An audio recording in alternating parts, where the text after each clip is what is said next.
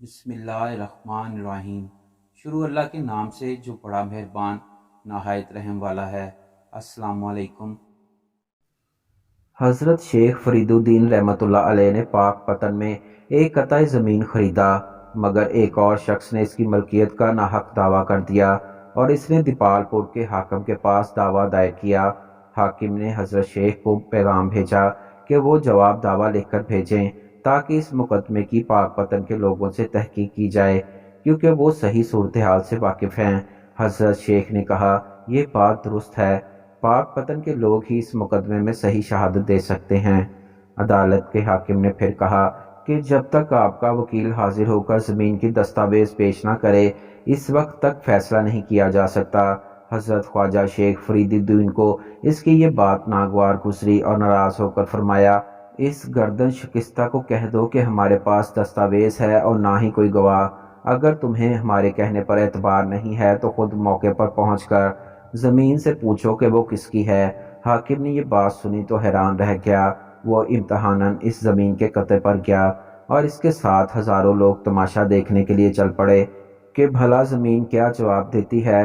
حاکم نے پہلے اس جھوٹے مدعی کو اشارہ کیا کہ وہ زمین سے پوچھے کہ کیا وہ اس کی زمین ہے۔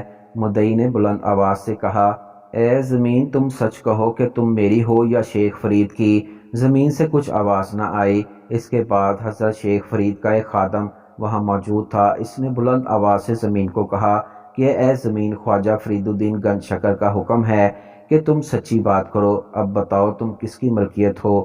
زمین سے آواز آئی، میں حضرت خواجہ فرید کی ملکیت ہوں۔ اس کرامت سے حاضرین میں بڑا شور مچا اور جھوٹا مدعی شرمندہ ہو کر بھاگ گیا۔ مقدمے کی تحقیقات کے بعد جب حاکم دیپال پور کی طرف چلا تو راستے میں اس کے گھوڑے کا پاؤں پھسلا اور زمین پر گر پڑا اور حاکم کی گردن ٹوٹ گئی۔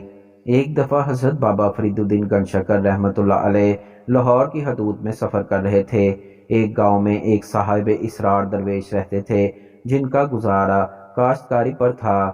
عمال حکومت سے ان کا کچھ مطالبہ نہ کرتے تھے۔ آخر اس گاؤں میں ایک بے مربت کوتوال کا تقرر ہو گیا۔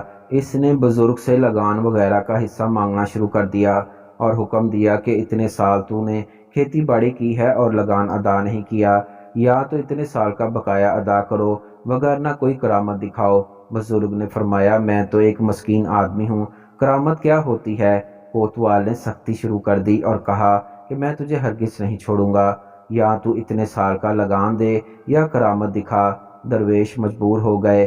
تھوڑی سی فکر کے بعد اس کی طرف روح سخن کیا اور کہا، کون سی کرامت چاہتا ہے تو مانگ۔ کوتوال نے کہا کہ گاؤں کے قریب دریا بہہ رہا ہے، تم اس کے اوپر سے گزر جاؤ۔ درویش نے آب رواں پر مبارک قدم رکھے اور اس طرح دریا پر سے گزر گئے جیسے عام آدمی خشکی پر چلتا ہے۔ جب دریا عبور ہو گیا اور واپسی کا ارادہ کیا تو کشتی طلب کی۔ لوگوں نے کہا، آپ جیسے تشریف لے گئے تھے ویسے ہی واپس آ جائیں۔ بزرگ نے جواب دیا کہ اس بات کا اندیشہ ہے کہ کہیں میرا نفس متکبر نہ ہو جائے اور کہیں یہ نہ سمجھنے لگ جائے کہ میں بھی کچھ بن گیا ہوں۔